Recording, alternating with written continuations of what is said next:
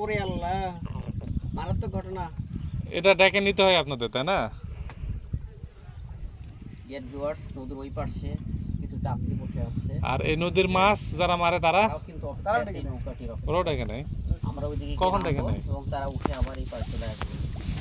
সত্যি অসাধারণ একটা দৃশ্য আমার কাছে মনে হচ্ছে।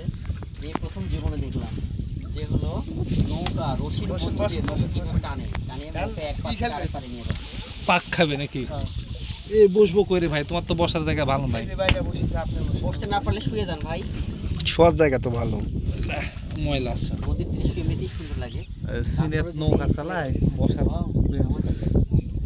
Really fantastic viewers. ইয়াহু!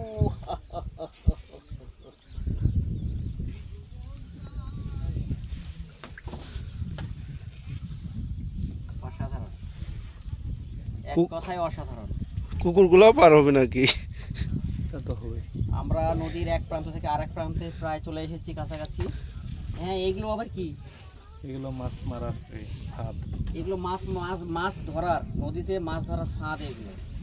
হ্যাঁ, কিভাবে মাছ ধরা হয় নদীতে সেই বিশাল বড় একটা ফাঁদ আজকে আমি দেখলাম। যাই পাই সেটাই দেখেছেন? কন্টেন্ট। রুবেলও তো দেখছি সেই কন্টেন্ট ফাঁদ। বানাই। ঠিক আছে, সব কন্টেন্ট ক্রিয়েটার আমাদের।